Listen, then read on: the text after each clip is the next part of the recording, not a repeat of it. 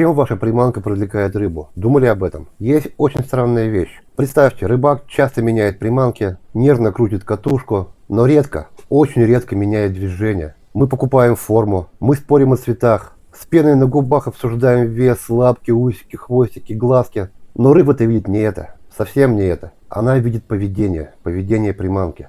Сегодня хочу спокойно поговорить и где-то даже может поспорить, без спешки. Почему колебалка, ассист, трубка, мушка, разнесенные системы – это не разные темы. Это одна история. История о том, как заставить приманку жить.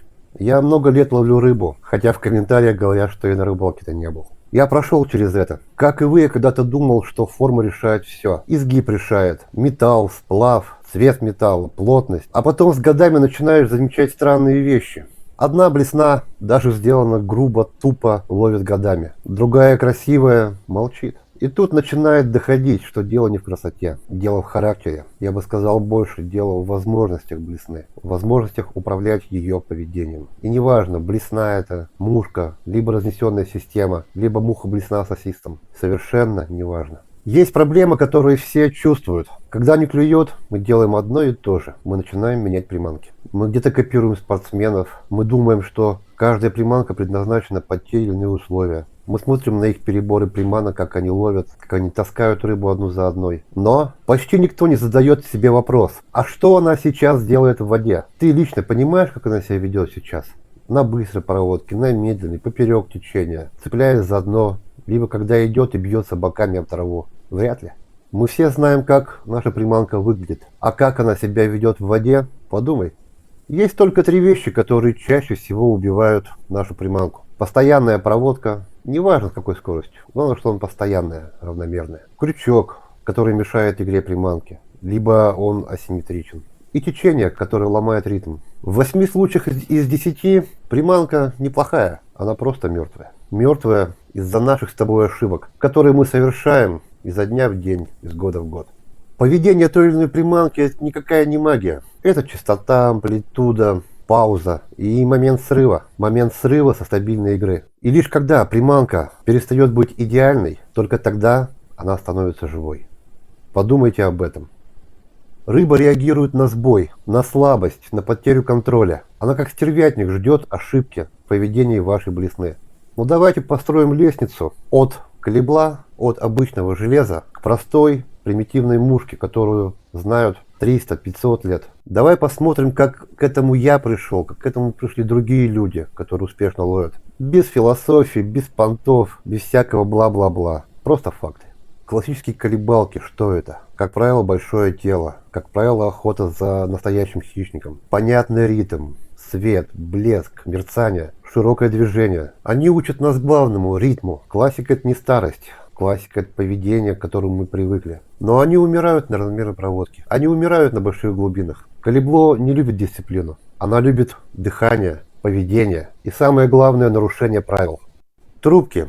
Мои дикие блесны из трубок. Тут происходит первый перелом. Первая ступень нашей лестницы. Меняется геометрия, меняется частота. Появляется практически постоянное осыпание. Да, я уверен, что пауза в игре блесны колеблющейся.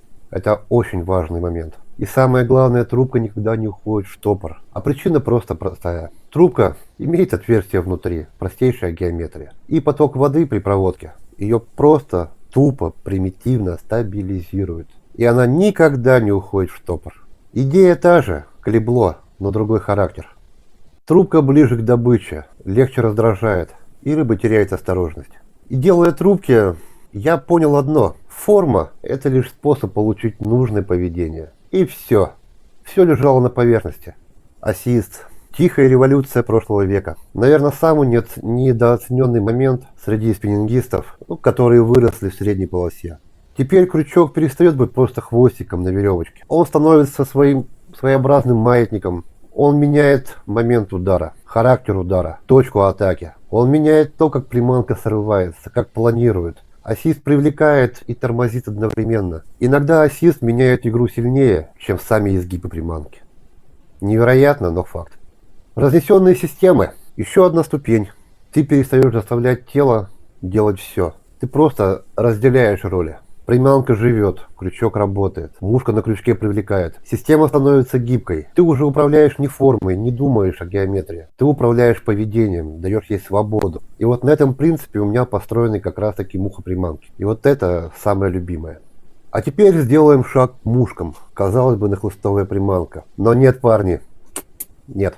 И здесь у меня есть мысль, которая многим покажется странной. Особенно спиннингистам, которые уверены, что у них так не ловят и у них это не работает. Несмотря на то, что 90% рыб питаются насекомыми. Запомните, чем меньше тело приманки, неважно какого типа, чем меньше тело приманки, тем важнее поведение. Я сейчас говорю не про движение в воде, не про то, как мы ее проводим. Я говорю про поведение, на которое реагирует рыба. Она может просто лежать на дне и слегка ерзать. Совсем незаметно. Но именно это поведение даст рыбе толчок, что-то сработает у нее в башке, и она сделает атаку.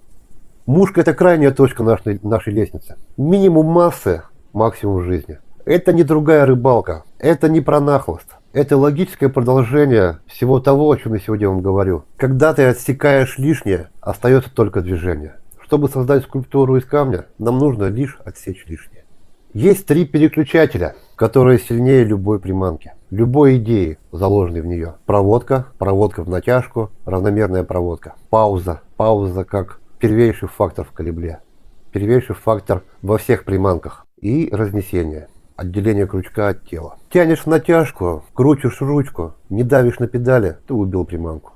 Пауза. Пауза – это не отдых. Это момент, когда игра сбивается. Момент, когда блесна сыпется. Момент, когда твоя проводка доходит до кульминации, до момента атаки. Даже лежащая блесна, тупо лежащая на дне, привлекает рыбу. Вам достаточно лишь сделать короткие колебания с короткой амплитудой, и ее будет атаковать рыба. Не обязательно тупо крутить, куда-то гнать, куда-то спешить, как голый в баню. Не спешите, вы на рыбалке отдыхаете. Не спеши. Разнесение, отделение – это признание, что одна форма не обязана решать все. Форма отдельно, крючок отдельно, и обе составляющие решают любую проблему лучше, чем по отдельности. Блесна плюс мушка всегда лучше, чем отдельно. Не уверен? Давай поспорим.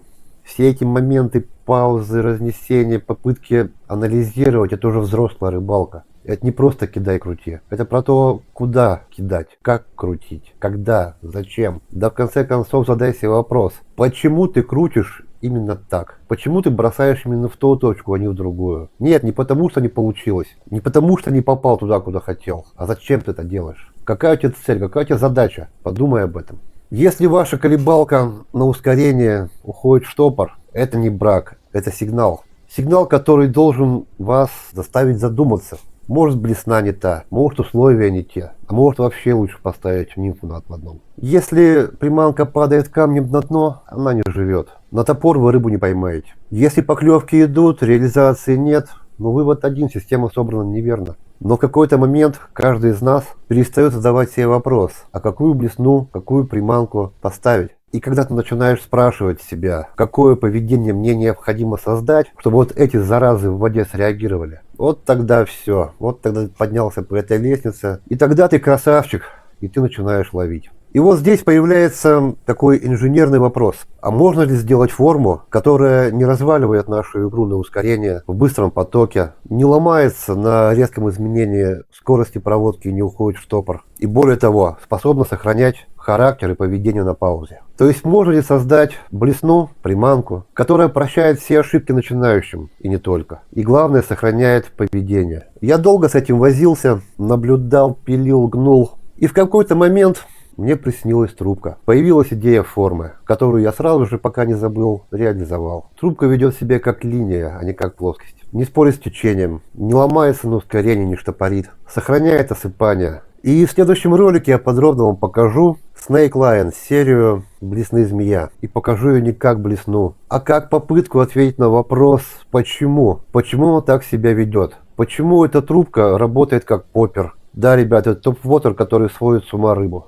А теперь мой небольшой манифест. Что такое приманка? А приманка – это всего лишь инструмент, который нужен в тех или иных условиях. Поведение – это язык. Мы должны говорить с рыбой на одном языке, как с людьми. Когда ты начинаешь все это видеть и понимать, вот тогда все пазлы складываются. Колебалки, трубки, ассисты, мушки, разнесенные системы. 5 факторов. 5, казалось бы, разных приманок, но только одна история, которая их всех объединяет. И это не разные рыбалки. Это разные способы, которые заставляют приманку жить.